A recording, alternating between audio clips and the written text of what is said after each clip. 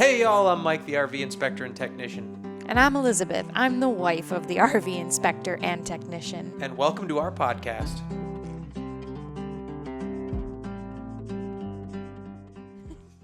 Hello, Elizabeth. Hello, Mike. Welcome, everyone, to episode 2 of the Cozy Camper podcast. Elizabeth, we wanted to take a second, and we are small business owners in the RV space. Let's talk a little bit about our RV business this week. Let's do it. It's summer in Texas. This is our busy season. What was the high point of the week for you? The high point has been all of the inspections. It's been really cool having back-to-back inspections, because up until recently that has not been a thing. It's been one inspection a week, maybe two, and then all of a sudden this week 4. Yeah. And last week. So Well, it's been going on probably since February or March. I would say probably March or April is when we started to heat up.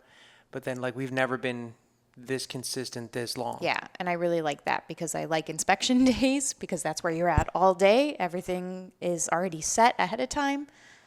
There's no parts for you to order? Yeah, it's just you're there, you come home, you do the report, you're done. Yeah. That was great. And on that note, I was really excited because we had the one client that I went to Katie for. Yes. And that was my high point. So they had purchased an RV without an inspection, a used Class C motorhome, and Did not go well. it did not go well. They took it to a trusted RV repair shop in town here, and they were like, this thing's going to fly apart. There's all kinds of water damage on it. So they called that dealer back, and there was a consignment dealer, and that dealer said, oh, well, all we can do is give you back our commission that we made on the sale because it's consignment. But you're stuck with it. But here's someone that can help you sell it. So they took it to this wholesaler and lost $10,000.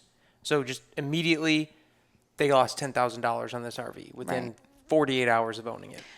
I'm going to stop you there. I think our listeners are going to be a little confused why you said this was your high point. We're getting there. Just hear me out.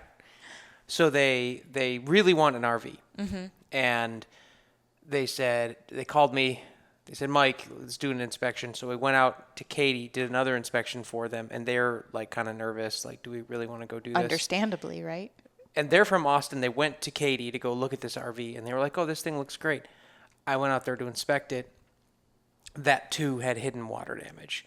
So while it's disappointing that they weren't able to buy that RV either, we've now saved them from buying a second RV that had water damage. And they have been very thankful this whole journey. They've been very appreciative. And we're actually going to go do another one coming up for them Saturday. Yeah, in Waco. They're committed to finding the right RV for them. And when you are looking for a motorhome that's 10 years old, a lot of them have water damage. And you should be prepared to either, one, not inspect and then spend a lot of money on water damage, or two, budget for 2 or 3 inspections to find the right one that you don't have to spend money on water damage for. And I think that's what's going to happen this time. But I'm excited that we were able to save them from that disaster. Definitely. Literally, I don't even think I told you. So in addition to the water damage, because I called them and told them I found it and I kept going, I turned on the water and water started dumping out behind one of the walls. Oh, geez. So I was just pouring out the side. And when that happens, it's frustrating for the dealer too, right? Because they don't know I guess we would hope they do their They don't. They were PDI, clear. They were clear. They had not touched the RV since they took it in on trade. And actually I went on a test drive with the dealer and super nice, genuine person. If I'm any judge of character, the saleswoman, whatever, was a nice person.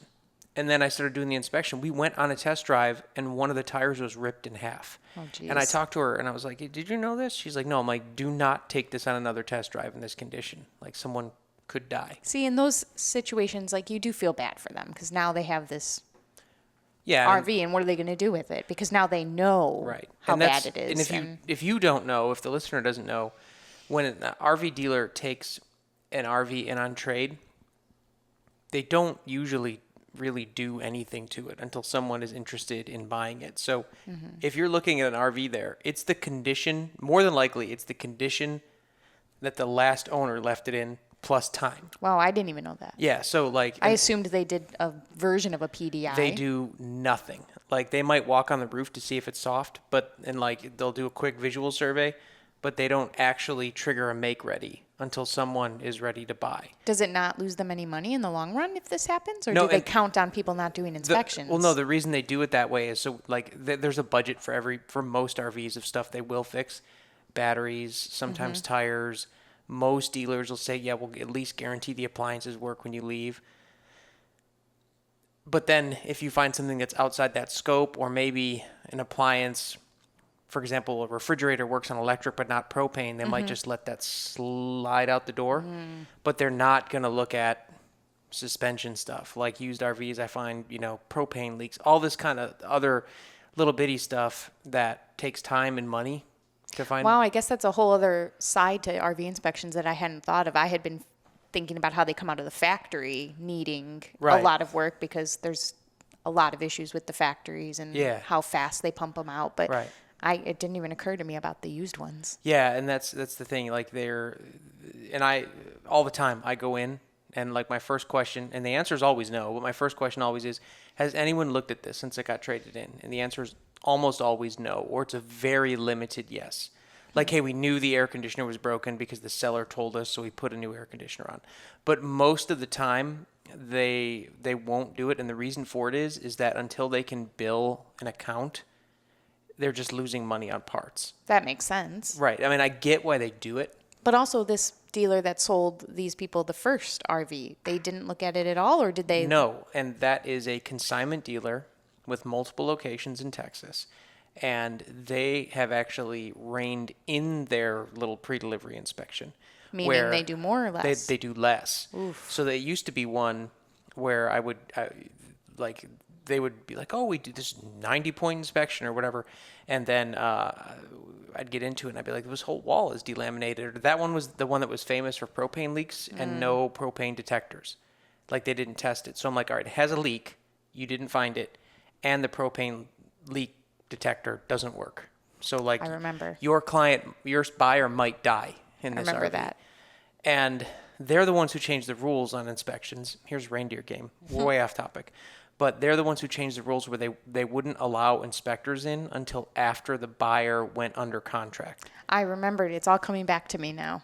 Right. I remember this conversation. I remember we had one where I went and did the inspection and I found the back wall was all delaminated. And then the dealer's point of view was, well, you bought it. Like, we can fix it for you now, but it's your problem. And that's Not a good look. No, that's a chain consignment dealership that 90% of what they do is consignment. And if you don't know what consignment is, it means they're selling the RV for someone else. So if you have an RV, you take it there, they sell it on your behalf and take a cut. I feel like I'm learning more in this podcast than our listeners because I also didn't know what that meant. Educate the public, man.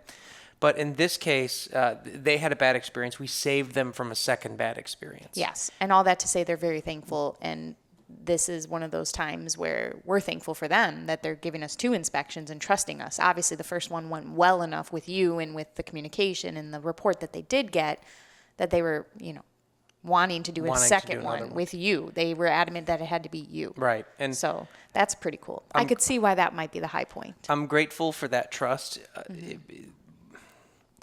The rough part to all this is that these people are particularly motivated to be RVers. Yes. A lot of people after that first experience in $10,000 would be like, RV life is not for us. Yeah. And that sucks.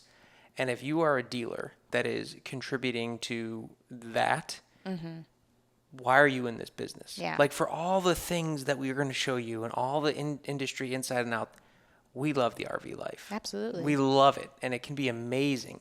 But things like that chase people out of it. Yeah. And that makes me wonder, like I spoke to a person today who was wanting to purchase her first RV. And she found this one that she thought would be a really great starter for her. It's used. Substantially similar in age and type to the one I just described. Right. And now after this conversation, because she was like, oh, I walked in it and it looked great. It looked like they kept it in really great condition. Like I didn't see anything. And at the time of the phone call, I was like, well, that's good news. I mean, that's half the battle if you don't see anything. But now I'm a little worried after talking to you about how you get a little nervous about, And that's, because for her, she's like, I want my first one to be used because I don't need it to be brand new until I figure things out. But I also don't want it to be a money grab or like whatever you call that. Like, she's like, I don't want to, Right. buy this thing and then. Yeah, you buy the thing and then you find there's $15,000 of water damage to Right. fix. She's not wanting that. And ugh. I feel like this is going to give me a new understanding when I'm talking to customers or. Well, that's why we're here, man. We're true. trying to. What was the low point of the week for you? Probably it's only Monday for for our listeners. So today's low point was the amount of calls that I received for repairs, but they didn't actually want repairs. Oh, yeah. They we just talked wanted about me this. to talk them through the problem. And then one of them specifically was frustrating because I offered her a possible solution. When you're listening on the phone and when you're talking to me, I don't know that much yet. But and you I'm were very open But just about that. for everyone, she was right. Like, your suggestion was Thank the you. first one that I would have made. Thank you. I suggested that possibly the coils had been frozen and to take the thing off. I didn't have the technical word, but take the cover off and check to see if the coils were frozen. And they immediately dismissed me. Right. And we're like, no, it can't be that. I'm like, well, But you came and asked me about it, and I was I like, oh, that did. I sounds was like, this is what they're describing. And I was like, think that sounds this like a is- freeze issue. But they didn't want to try it. And it was like, that. It happened like 3 phone calls in a row. And so Mike came home and I was like, I'm tired. My brain hurts from having to work really hard with these people because I want to help them. Like my heart, I want to talk them through it. But then there's the part where I don't really know a lot.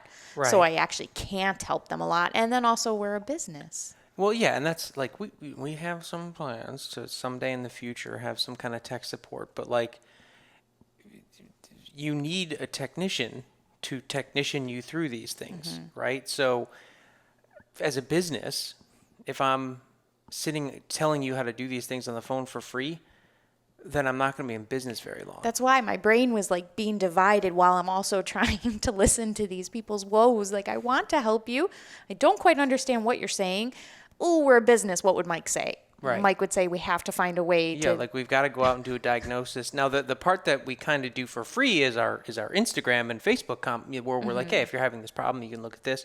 We do make videos like that, and if they happen to get you on the phone, because there are times when you answer the phone for a repair, and you have the knowledge right there to be able to sort of answer some of the basic questions that sometimes solves the problem. Well, I don't really have that ability yet, because even if I do know how something works, it takes me longer to yeah, but kind of get there, you the, know? The thing is that like people, especially like if someone doesn't know that much, for right now is all air conditioners, right? And every air conditioner call is a crisis in Texas. Yes. So, people will call and they'll be like, well, my AC's not working. What does that mean? Does that mean, is it not turning on? Is it blowing cold none of the time? Does it blow cold some of the time? Is it blowing a little bit cold? Like, all of those things can tell us a little bit about what's going on. But even if you say, for example, well, it's blowing, but it's not blowing cold. Well, it's like, is the compressor coming on and it's still not blowing cold? Because that's one thing. Is the compressor not coming on at all? Because then it's probably electrical, So Yeah. I don't, and I tell people this when I do get on the phone, I'm like, these are like 5 things it might be, but I don't know. And I don't want you, let's just tease this out. Let's say that you decide that somebody goes on the internet, Coleman air conditioner not blowing cold. Right. And they're going to see all the different possibilities. So they go throw a capacitor on there for $30 on Amazon. Doesn't solve the problem. Then they're like, oh, let me put a new control box on there for $150 from Amazon, right? In an hour of their time, and maybe they get electrocuted while they're doing it, right? And then that doesn't fix the problem. They're like, well, maybe it's my thermostat.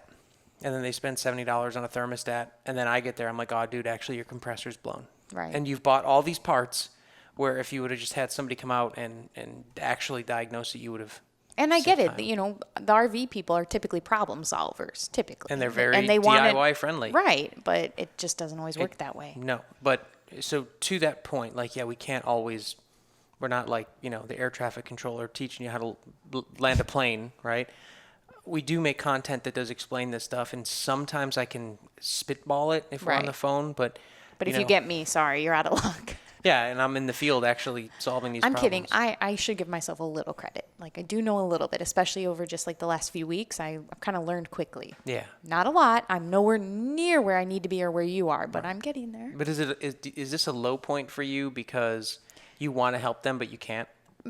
Because it feels frustrating. It feels like I'm not, like I want to help them and I can't, and then I don't really know how. And so it's kind of like it's a lot of feelings all in one while just trying to talk on the phone. You Yeah. hang up and you're like tired. I'm like, oh, that was a 'Cause lot you're- of work. You're catching their energy because it's a crisis. Right. And I right? feel for them too, because we are in Texas. It's 101 plus, and a lot of these people that are calling are living in their campers. So Right. like, I do get it. And we did live in our camper for a little while, just on the edge of summer, and it was hot. Yeah. And we had a working air conditioner. Like a really good one. So yeah, it's like I had a technician to clean the coils and, maintain it. But it's hard. This job is hard. I was not prepared for a little bit of the heart that it takes to talk to each person, Right. and want to help them. That's hard. It's hard to say no.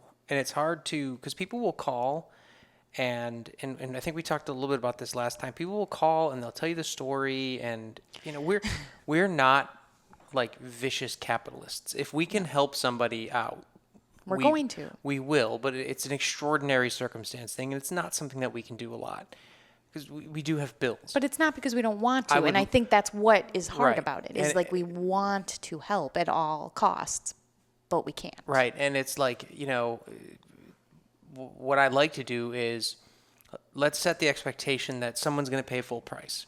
Like, hey, yeah, I can go out there and diagnose this. This is the service fee. And then if I can get out there and solve it easily, we'll surprise them with a discount, right? Or we'll waive the service fee or the hourly or something like See, that. that's where you and I are different, though. I want to tell them up front, like, we're going to Right. help you out. We're going to give you the best deal. Like, we got you. Right. And you're like, no, I'm going to make them wait for the Well, yeah, and that's the feeling reason. of gratitude. The reason for that is my experience has been that when we comp people up front, we usually, for some reason, we incur an attitude about it later then. Like whenever we're like, oh yeah, we'll just do this for free or we'll just charge you for parts. For whatever reason, that always, every time it seems to blow up in our face. And I found that it's better to set the expectation that we go in, it's going to be full price, and then, we can walk that back later. I'm thinking of that person. She's an older woman. I think it was in the spring. Called us. She only had the one AC. It wasn't working, and money was a factor. And I was like, well, let's come out and let's figure out what's wrong. And then it turned out to be just a fan motor, and I threw a new one in there. And I was like, well, hey, you remind me of my mom, so I was about to say, you have a soft spot Yeah. for the older generation. I do. And Women. I do. And I'm like, you remind me of my mom, so this is how my mom would want me to treat you. So just make me whole for the motor, and we'll write off the. Yeah. But we can't do it a lot. We're a business. Once in a while, and thankfully we're small enough and we're mobile enough that we can once in a while make that decision. But Yeah. everyone has something going on in their life, and we try to be sensitive to it. But It's just hard for me. I'm an empath. and so. you had like a wave of people in crisis today. I did. Today was like everyone kept calling it all at once. That seems to be how it happens. Like the day last week when we got all those inspection calls. And I'm not complaining. Like, I'm glad people are calling us. Keep calling us. But it's just a lot when it happens all at once. It's Yes. overwhelming. So, not a bad problem to have. Just working through it. Can I tell you what my low point for the week was? Yeah. I think you're going to know. So we got that call from a customer from like a year ago that we did their air conditioner. Yes. And in the last year, our business has evolved. At that time, I was willing to text people on the phone and have conversations with them. So like 6 o'clock at night, someone texted me and was like, hey, they'd had actually a different technician there. And they were like, hey, the air conditioning, this guy says we need a new one. And these are his circumstances that he thinks that we need to do. And I could tell from the text that everything was wrong. This dude was just incorrect. And they sent me photos of what this guy was saying, and I was like, that's demonstrably wrong. Which, that isn't that stressful. What was stressful was that anytime that we have installed an air conditioner and they're like, hey, it is leaking, that is a cause for stress. That's Mike's trigger, if you Yes. will. And And so I I could literally- see it immediately. I stood up we were eating dinner. We were. I stood up from the table, got in the truck, and went out to go service this I air saw it on his conditioner. face. I knew you needed to go. And I was like, it's fine. I'll sit here. So I went out there and I fixed the air conditioner and figured out that the leak was not really our problem at all. It had nothing to do with our install. But you wouldn't have felt better if you didn't go out there to No. see. with your own eyes. And at least, we went out there and figured out what the leak was and fixed the air conditioner. So at least that client is now able to have their AC Right. again. Unfortunately, the leak did go on for a while, so they've got some other damage they're going to have to replace. But it was not your fault. It was not our install at all that caused the leak. There was actually any one of 15 places on the roof that water could have intruded. Yeah. Not our air conditioner. It was just appearing there Yeah. and coming out because there was a hole in the ceiling there, right, for where the air conditioner comes. So good news there, but that is my anxiety button. Yes, right? and I saw that it was triggered, and I sat back and just let you go do what you needed Yeah. to do. I didn't ask you when you were going to be home. I was like, you just And we've never had our fault air conditioning leak. knock on wood. But that is our anxiety. That is my anxiety button. Low point of the week for sure in that moment. I did not care for that. You worked through it. I was very proud of you. I actually had anxiety dreams that night. I didn't like it that much. I dreamt about that air conditioner, and I had like all of my basic cop nightmares that I used to have, right? Yeah. Like invincible bad guys and courtrooms. I forgot you said that. Yeah, like courtrooms full of my enemies. It's funny because obviously it's not as much of a crisis as when you were the police, but it reminded me of how when we used to go get lunch together while you were on the clock, it would be your lunch break and we'd be sitting at whatever restaurant and you'd get a call and you'd have to go and I would just be sitting there like eating by myself. Like, yeah. Again, different. You're not the police in this situation, but it brought me back to that time. We were eating right there, and Right here. I just got up and left, and you were like, I didn't even clearly verbalize what I was doing. I figured it out pretty quick. You're like, you just left me here. I was supportive. You were. That's because we want our customers to be happy.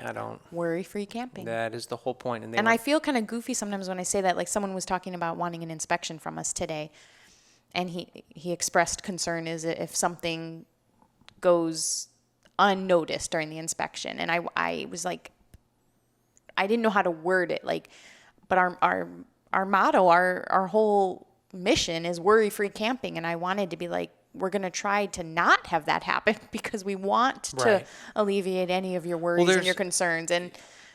But I don't want to sound like I'm giving a business speech necessarily. I will though. So This is why I don't do the but business part of it, like that part. so The like selling. I have never, knock on wood, I have never missed anything of any significance within the scope of our inspection. Right. So, it has never happened where someone has called me and been like, "Oh, dude, you missed this." And there's a reason that the inspection takes 8 hours. Yeah. Right. It's very thorough. I'm like, you're using infrared cameras to look under couches. Right. So it's very unlikely that I'm going to miss something major, like some kind of water damage or something. But in the event that I did, we would figure it out. Because you're a good person. Right. and If that's there was what- even if in the event of an apocalypse scenario, we have insurance. If it really came to, we've never used it, but Yeah. we have it. And even like this there was a situation recently with a fire smoke detector, and Oh, yeah. You're, I brought it up, and the bank was like, "Well, until you get a new one, and it was a private sale."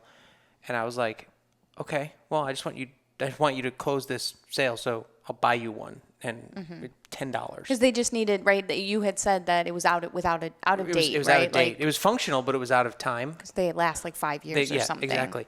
And they were like, well, the private seller wasn't with the RV and they couldn't close the loan, and the person was flying in from out of state. And none of this was my problem, but I was like, hey, I want the Worry free. right. I was like, I'll just spend the $10 and get you a new smoke detector, and that way I can truthfully say, and I don't get compensated for the smoke detector, but I can truthfully say, yes, it has been remedied. Here's a pass.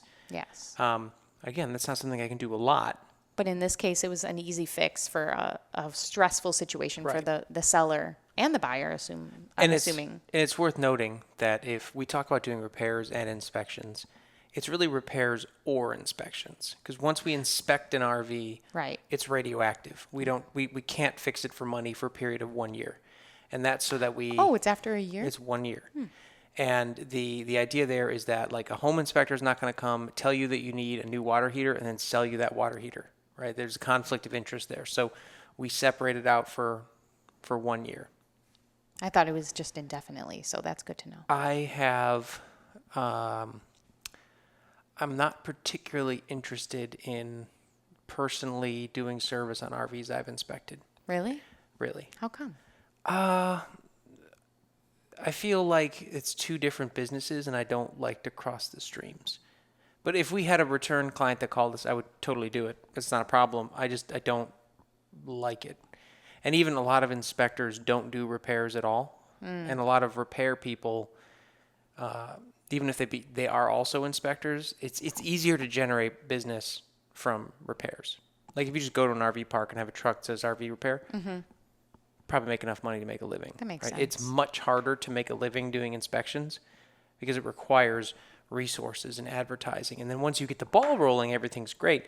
But like, it's easier to do the other way. So a lot of people, there are reasons that people do one and Not the not other. the other. And that's like me personally. We actually had someone reach out to us today, say, hey, I'm a tech. I'd like to come work for you, right? I tried to do most of the inspection stuff myself and then have a bright line between that and the repairs. Yeah, That way there's no, that makes sense. yeah, there's no accusation of wrongdoing. I appreciate that. Well, thanks, man. We were going to talk this week a little bit about the RV life and our plan. And we talked last time about how we got to here. And we mentioned that we've had our house for sale for 110 days. Still for sale. If you'd like to buy it, we'd love to sell it to you. It's a beautiful 3-bedroom, 2.5 home Gorgeous. here in Buda, which is south of Austin, Texas. Very close to Costco. Anyway, so What else do you need? yeah, it's close to a Target. Costco. Target 10 minutes There's away. a Target right there, right? There's a Rudy's Barbecue. You're good. Yeah, it's great. Torchy's. Torchy's right down the street. Okay. Anyway, so, but our intent is to be full-time RVers. And we were full-time RVers for a few months this spring because our naivety, we were like, oh, When yeah. we first put the house up for sale. We were like, oh, let's just move out into our RV now and be done with it. And that didn't help. I mean, it was great. We had a great experience, and we worked out some of the kinks of living in an RV full time with a 5-year-old and 2 dogs. And we learned a lot. We really did in a short amount of time because Yeah. we didn't plan to move into the RV. We were going to be there for my spring break, remember? Just for a week while we did photos. And then I was like, let's just and stay. the first open house. Yeah. And then we were both like, well, this is silly. We moved all of our essentials in there for the week. Right, I was like, I'm not moving it all back into the house and then back into the camper. right. And we thought it would sell fast, and Yeah. it did not. And our vision was we'll just leave the house like a museum. And Right. And it worked great for those 3 months. Right, like- Great. But we only had like 1 or 2 showings a week. Not and- enough to justify staying in the camper any longer. And so we moved back into the house, which has like none of our stuff in it anymore. We sold so much of, like, we actually thank the Lord still have this kitchen table, but we sold most of our stuff. We've like totally decluttered this house, and like we're now here waiting for it to sell. And this weekend we went camping. We did. Spare the moment. Yeah, like we woke up Saturday morning and we were like, let's bail out and go camping. Well, to be fair, you were like, let's bail out and go camping. And in typical Elizabeth fashion, I was like, let me have a minute and just, Yeah, what do you always say? You say, swirl that around in your brain. let that percolate. There you for a go. minute. And I do. I process. And I said, at first I said no, actually. I You came did. back and I was like, no, it's not working. And then I was like, how about we do this? And I gave some suggestions. And then Yeah, I believe I was like casually like, go ahead, look into it. let's do it. And you didn't even hesitate. You were like, let's do it. Yeah, we were like at 9 a.m. we were having coffee on our porch, and then by like 10:30. We have very different brains. Yeah, no, I wake up at full tilt every day. And I wake up very slowly. And even just like with activities and spontaneity, like you are very much, let's do it. Right. And I love to say YOLO, like that's my thing, but I don't often act upon my YOLO. like it's 2005. moments. But I got there and we had a great time and I was really glad we went. We only went for 24 hours. And we were talking about this. It like totally like reminded us of why we want to do the full-time RV life, because literally everyone is happier. Like, It's true. Even Nolan was so happy. yeah, he's our 5-year-old, and he had black, and we find in the house it's easy to fall into ruts, right? Like he's watching YouTube or, and what we find in the camper, it's like we're spending time, and this was true when we were living in it. Like we're spending time together doing things more because you're not, no matter how nice your RV is in our experience, you're not really spending a lot of time inside the RV. And if you are, though, you're still in close You proximity. are. So you're, But it's like, know. even like when we were staying in it was like we went for like 2 or 3 walks a day as a family, Right. Like we'd walk to the park or we'd go to the pool. We would just, Or the office. Just little things. Nothing even fancy. We're not even doing anything crazy. We're just together and you're just by default more active. yeah, it's like, okay, let's go for a hike right now, right? Like, Yeah. But like to go on a hike here, we would have to get in the car and drive to a hike and go, And while it's not a big deal, it just does sort of It puts make it harder. Just as humans, I think there's barriers, and Right. It puts some people don't care at all, and they fly over those barriers. Right. We are not those people. no, we're not. and that's okay. And we find that when we're in our RV, we're happier and we're more active and we're Yeah. closer, and we have more fun for We do. longer periods of time. And you were still working at your job then. He was still in school when we were in the RV full time, and even with all those dramas, Those challenges, it yeah. was still better. I said that when May came and I was finished with the school year. May's our niece. Oh no, I was saying when May, the month of May. Sorry, I won't mansplain for my wife again. Thank you. Sure, I'll edit this out. When the month of May came and I was done with school and we were becoming frustrated that the house didn't sell and we were going to have to move back, or maybe if not frustrated, but discouraged. I think you were like, oh, it feels like a waste of money. And I had the moment of no, this was so good for us for so many reasons. Mental health, just our family got closer. Nolan thrived. It showed us that we could do it. The dogs were living their best lives. They're getting 3-4 walks Right. a day, right? Yeah. It was worth every penny. And then we came back to the house and we settled back into our routines. And then we went away for 24 hours. And now we're like, we need to sell our house. We need to do it. Yeah, we put like I think the night we got back. So last night we emailed the realtor. We're like, we'll do $5,000 off in closing costs. We need to be in our camper. Like, let's get rid of this house. We are already. better people. And we in our camper. Yes, and I agree. I'm happier. I feel lighter because we don't have the extra. Like I'm looking around this room right now, and I'm like, there's a box over there, and then there's like random tchotchkes over there, and it's like Did you just say tchotchkes? I can say whatever I want. We are not in Chicago anymore, Mike.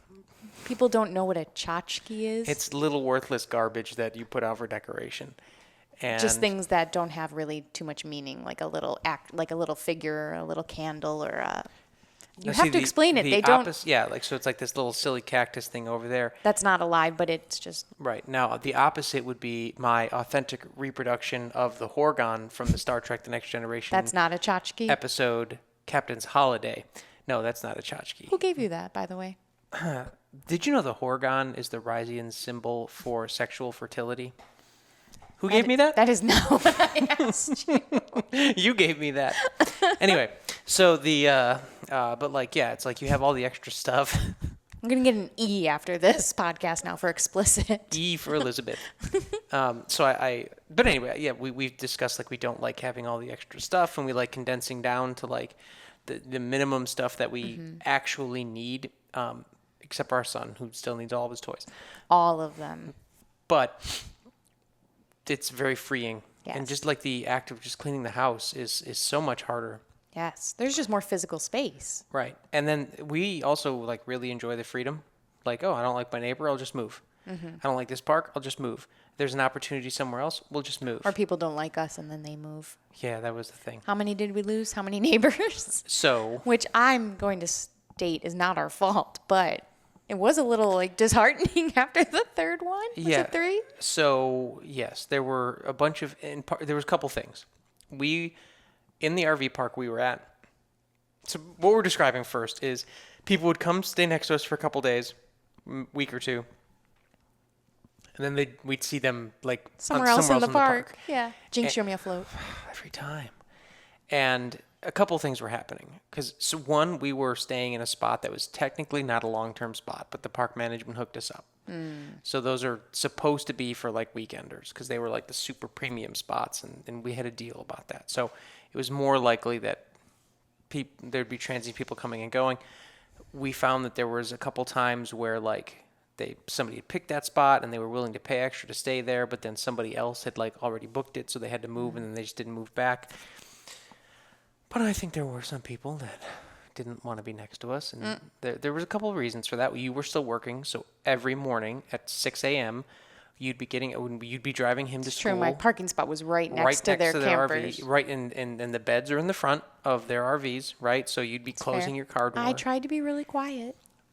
But in the spring, when the air conditioners aren't running, it's difficult to do that. And someone who stayed in an RV park before, right? Like when you're Yeah. trying to sleep, it sucks when the guy turns his motorcycle on at 7 in the not morning, great. right?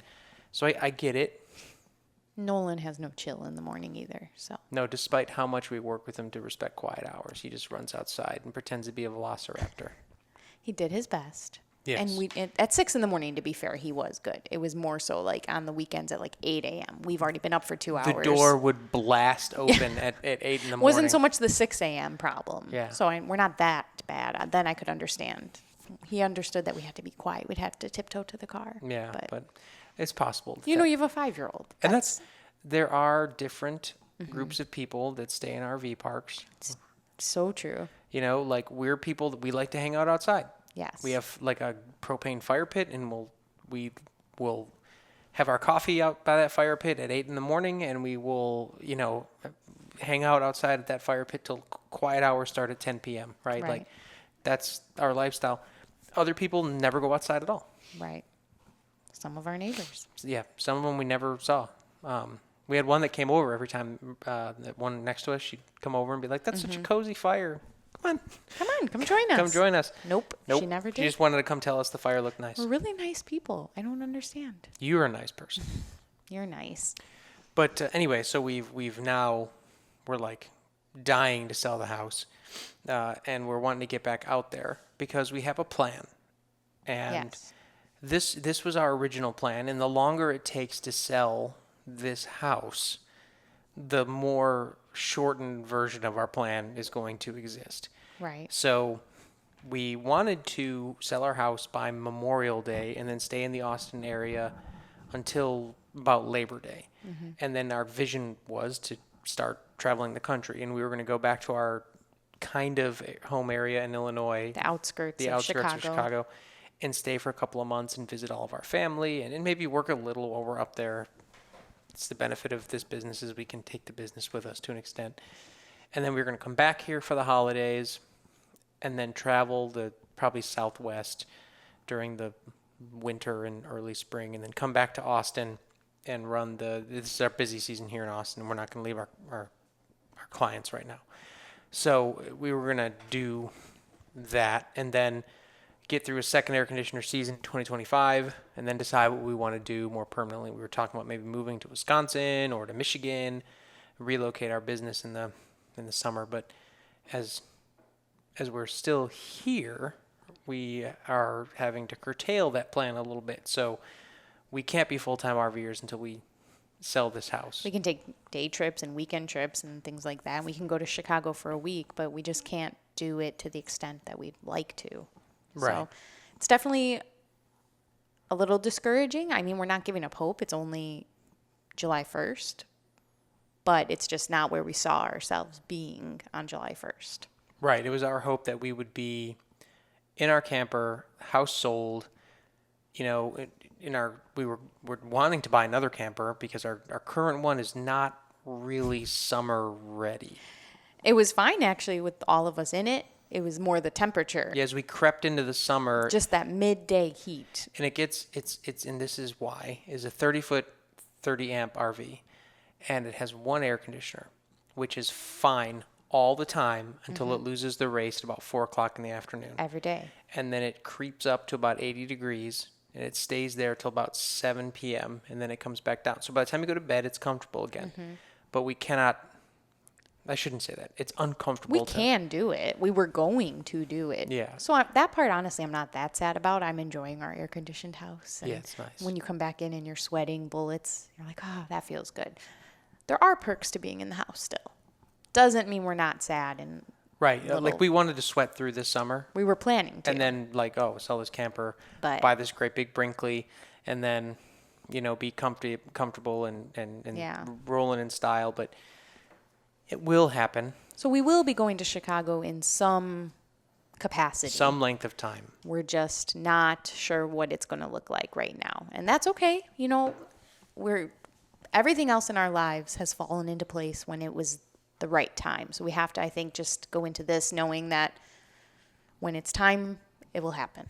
Well, and that's like kind of the mantra of the RV life. And how many people have said to us, "Oh my God, you guys are doing what I want to do." I wish. Oh my gosh, so many people, some of my colleagues were like, I'm going to live vicariously through you. And that is so heartwarming because, like, I love that you love what I'm doing, but also you should do it. Right. Or try, And you know? like whatever your RV life is, because it's not.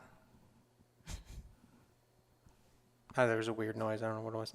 Whatever your RV life is, maybe it's, going on a cruise every year, or maybe it's moving to the country, or moving into the city, or you want to buy a boat, like whatever, or maybe you don't want to work anymore to stay home with your kids. Whatever it is that like you want to do, you just have to make incremental progress in getting there. Small steps. Exactly. Like we're talking to you right now with the benefit of like being at the very end of a 5-year incremental progress march towards our goal. We talked last episode about where we started, and now Right. look at us. And now we're literally on step 99 out of 100 to achieve, like we're literally on the last step. We're so close. And it's fine, it'll happen, but we talk to so many people that are like, oh, that would take me 10 years to do, and so I just won't do it. And then you're like, well, where will you be in 10 years if you don't do it? Like 10 years is going to elapse. So What are you going to do during those 10 years? Right, If like- you're not going to you're just going to be miserable. go forward with your goal. Yeah. And I've been there. I used to have that mindset where I was like, oh, this is too hard. I'll just And to be fair, when you're in a rut, you like to call it when you're in the black, it's very hard to see outside of that. It's very hard to see your goals and Right. to know what to do to reach them. So, I don't want to be insensitive to that because we've also been very much in the black. Right. Where we're unable to do anything in forward motion Yes. of our goals. But it's like there is a path to do basically anything you want to do. And there was, oh God, they're going to be so mad because I'm going to talk about their Instagram, and I don't remember their name. Well, I remember their name, but I can't remember the name of their Instagram page. But they're full-time RVers, and they're like, oh, you must be rich to have to do this. They're like, no, we both work remote jobs. We bought a used truck, we bought a used RV. We had to spend a little money to fix that RV when we bought it, but it's fine now, right? Like, okay, yeah, so that is a path. Like you Right. bought a budget truck and a budget RV, and you were willing to do the work to make, okay, cool. There are people that can afford to go out and buy the Newmar motorhome and, go out and live their lives that way. That is not us. That's not, we could not afford currently a Newmar motorhome if we wanted to, or Tiffin, or really any motorhome for that matter. But it's just like, hey, Goals.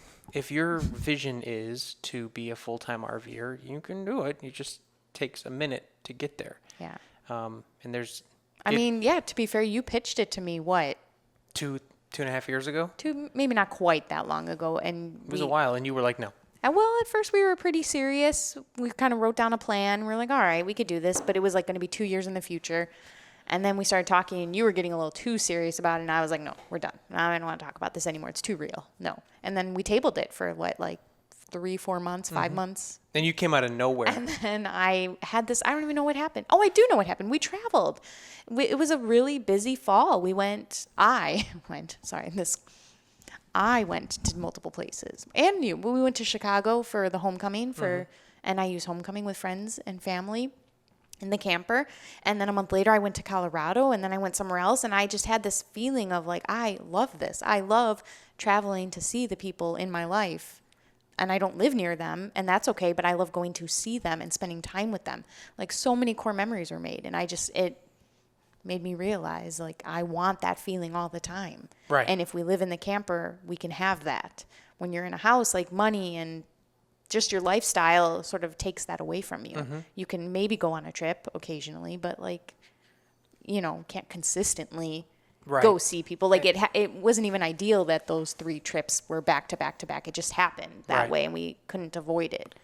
But And- you know what I mean? Like, yeah. but when you're living in the RV, like, we can go see friends in Wisconsin and friends in Chicago, and Go do cool stuff, like Yeah. on the way, go randomly to Roswell, New Mexico and see aliens, right? Like, we yes, could- like you did when you went to Lubbock. Right. You're like, you took a 2-hour I was like, drive. I'll just take a 2-hour drive on my day off But and it's go see like it. when you- I don't know that I would go to Roswell again, but it was a cool You were one time. disappointed. There were no aliens. No aliens. But yeah, so this is the opinions expressed in the next segment are those of Michael Murphy and Michael Murphy alone.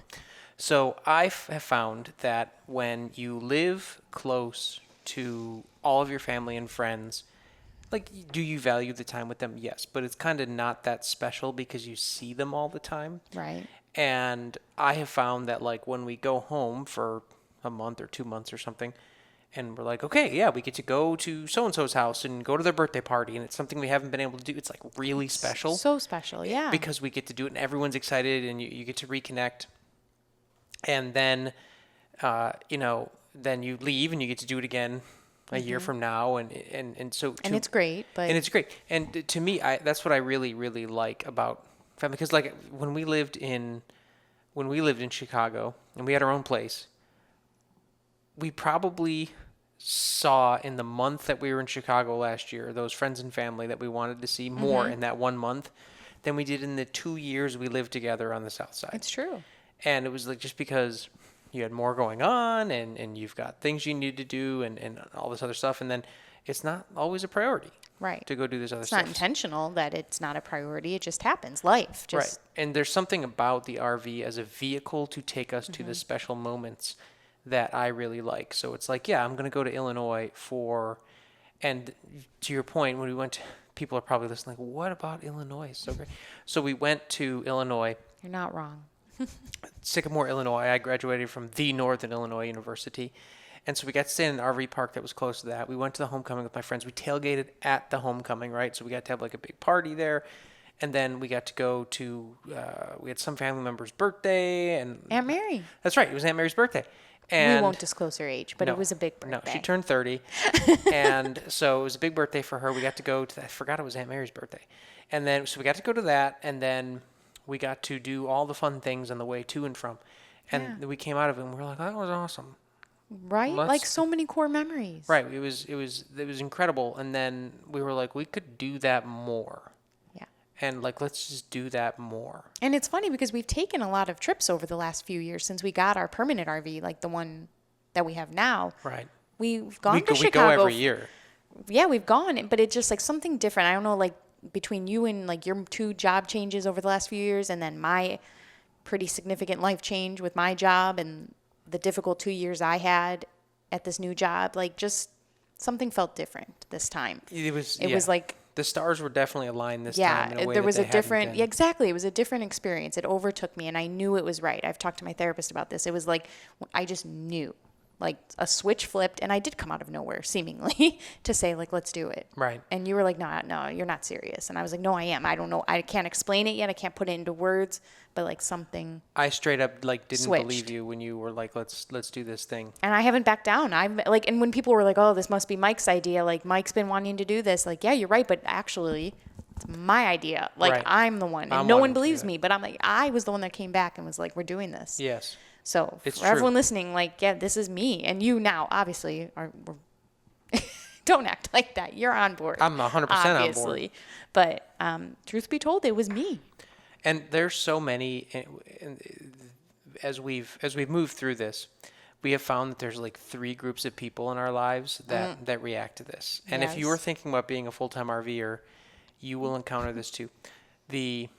There's one group where they don't fully understand what it is that you're doing, but they want you to be happy, so they're supportive. Yes. And I would say most people sort of fall under If that that's category. if that's the bell curve, right? Like most people are in there. They're like, Yeah. okay, like cool. Like, you want to live in a little like box with wheels? Like, Sure.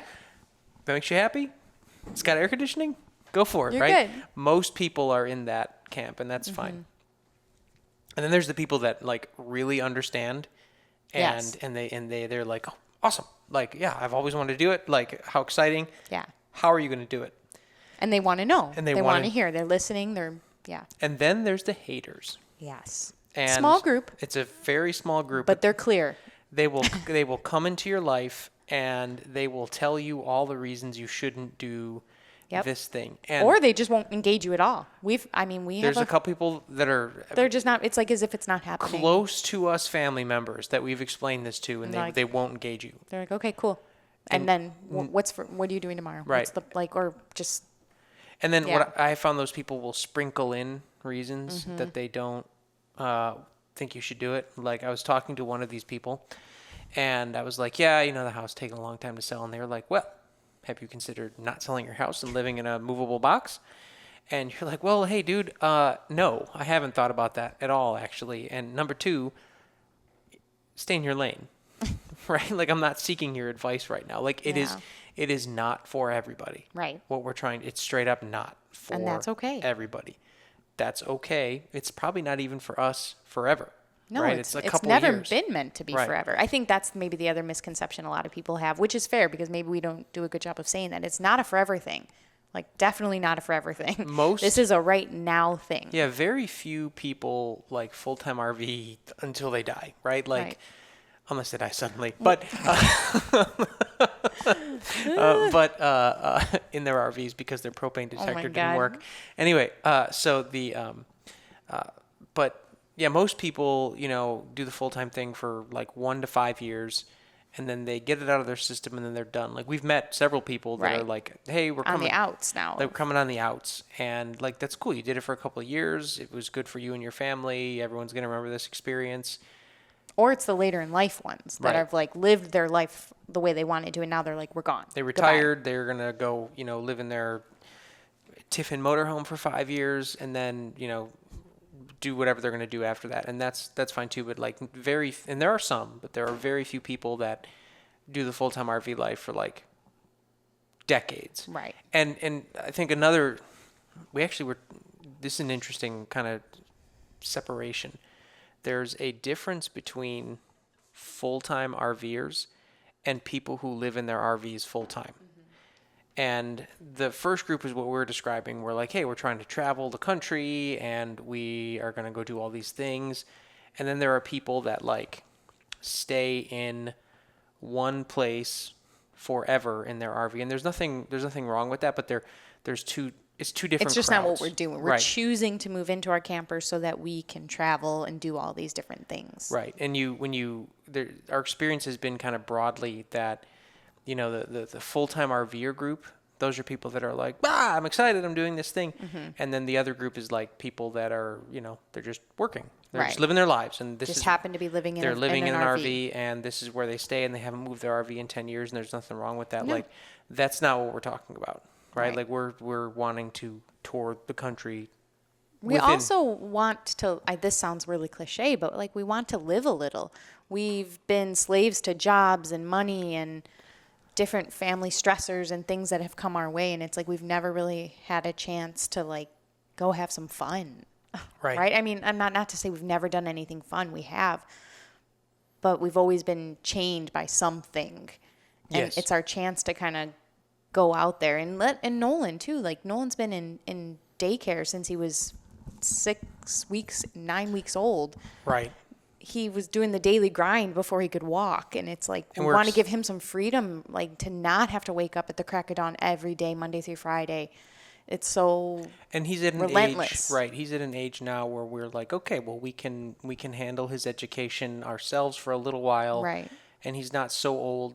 Once they're like a little bit older, friends become an issue, right? Where they Right. become attached to their friends, and I get it. He's so young that he actually still enjoys our company, right.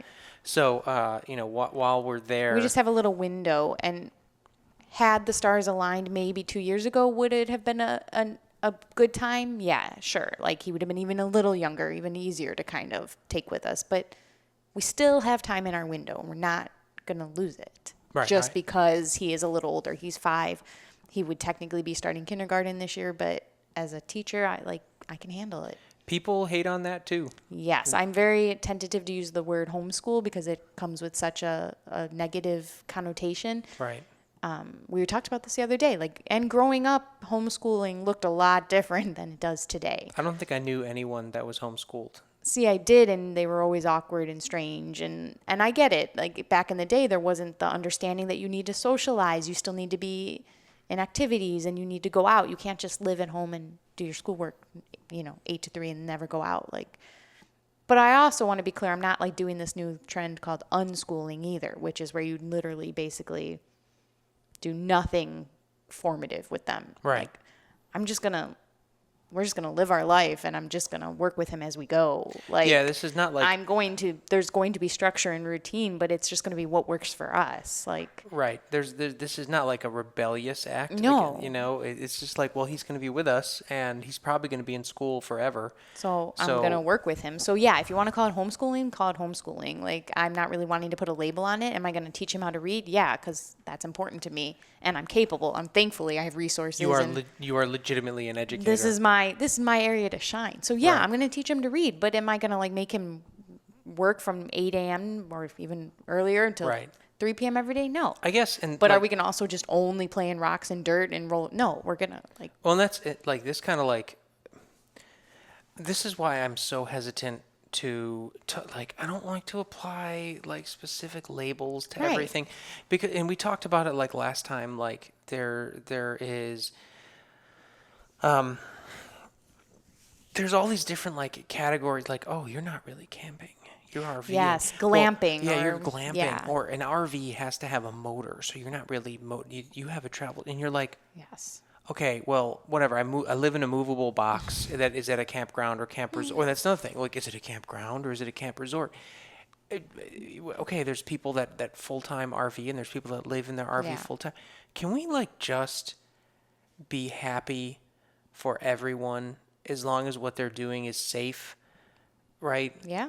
As long as what they're doing is safe and they're happy doing it, can we just the guy that lives in a trailer and he's we were talking about a few minutes ago, and he works 6 days a week, right? Mm-hmm.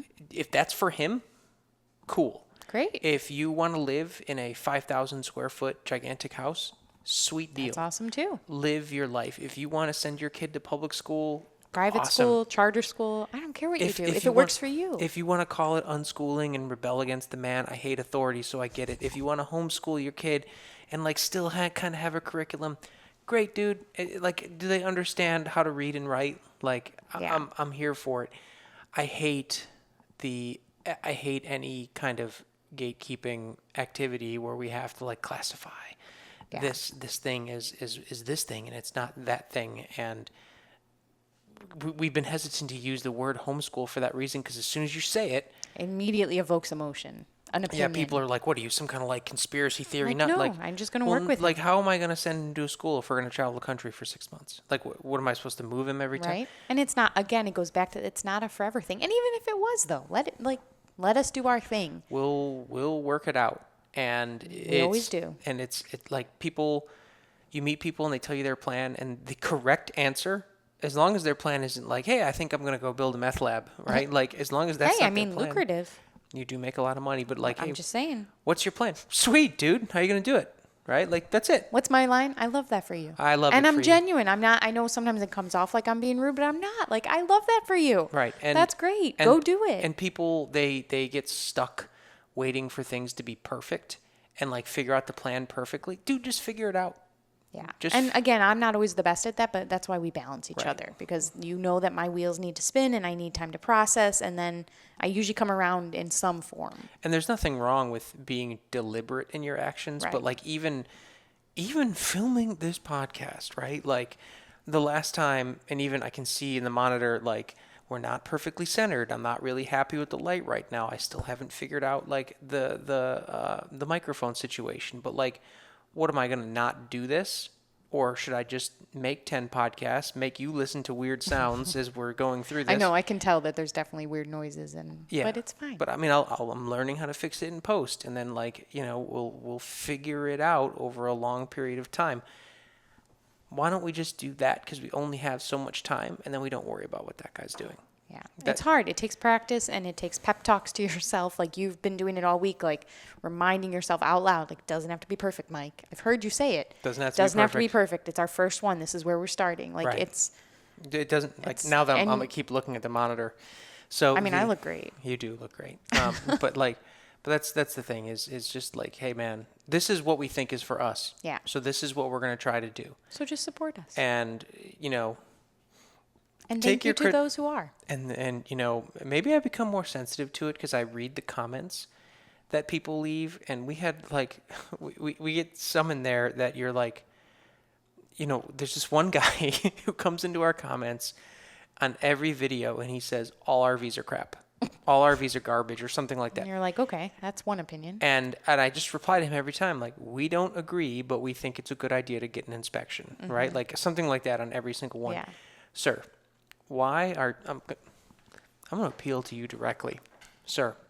Why are you coming onto an RV company's page and trying to make the argument to us that all RVs are garbage? We're going to reject that argument every time, and there has to be a better use for your time. We will have you on the podcast if you would like to come in here and try and make your case to us, but there has to be a better use for everyone's time. I'm just sensitive to it now. I hear you. And it's I don't. Well, to end on a positive note, what fills my cup is this podcast is hard for me. Does not come naturally to me to do something like this. Thank you. I'm trying really hard, and I'm comfortable. Obviously, it helps that it's with you, my person, and so I'm very comfortable. And we've been drinking water. But on my social media, my personal one, I was vulnerable today, and I shared the first episode, and it was really hard for me because I don't love this feeling yet, but I did it. I shared it, and then I got like so much love from like one person in particular who I haven't talked to in a long time, just wrote a really nice comment, and it kind of gave me the push to be like, all right, we're doing this. Like, let's do this, because people are seeing it. People are appreciating the hard work and the vulnerableness that goes into it, and I'm here for it. So that's the part on a positive note that's filling my cup and making me feel good about it. I enjoy. There's so much that I enjoy. First, I'm so proud of you because you're doing great. Like, you're on camera now. You don't like to be on camera. Sure am. For an hour and 2 minutes at a time, right? And it's awesome. And so for one, like, to speak to like family togetherness, we run a family business together, and which is hard. It's hard to be in business with your wife sometimes. Even though I'm a delight. It's even harder to be in business with your husband. And boy, you said it, not me. But you know what, Just though, kidding. like, we get to do these things together, and it's Yeah. kind of a microcosm of the RV space. What we like is being able to do things together at kind of our own pace and at our own direction. Yes. And that is what we love about the RV life, is that we get to set that tone, right? Like, hey, you know what? I've had enough of Austin in the summer. Yeah. Let's bail out, right? And then we go to Illinois, like, the snow came early this year. Let's get out of here. Yeah. Right? And you can do those things. Right. And that is my happy place as long as I'm with y'all and we get to do all these fun things that we have started to do.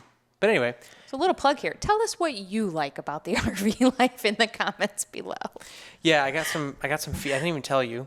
I got some feedback from our last podcast. Mm-hmm. We didn't do a couple things that we're going to do at the end. We have to plug ourselves, plug our website, and what we want people to do next. Okay, I got a text too about that from someone. So, and they were right. I appreciate the feedback. We should have done it, but we're learning. So look, leave us a comment. How's that? That's excellent start. So that's our plan. We will update you again once our house sells or there's some significant development. Mm-hmm. But just in case you are in the Austin area and you are thinking about hiring us, we are here. We are available for the foreseeable future until something changes. We have a couple coming up here soon. We're going to do our first couple of interviews with some other people. That'll be coming up. And then I think we're going to talk about what the RV inspection process is. And then we've got a surprise Elizabeth conversation about some topics that are important to her and closely related to that. So stay tuned for that. If you are considering purchasing an RV, it is critically important that you hire an inspector before you do so. That's me. I'll spend 6 to 8 hours with that coach and thoroughly evaluate it on your behalf. I'll turn it into a written report so you can make an informed buying decision. Visit CozyCamperATX.com to get started today on your inspection. The same is true for repairs. We'd love to help you with your air conditioner or other appliance needs in the Central Texas area. And for those inspections, we are happy to travel beyond Central Texas to do those inspections for you. Please like and share this podcast. Thanks so much for being here, y'all. Have a great night. Bye.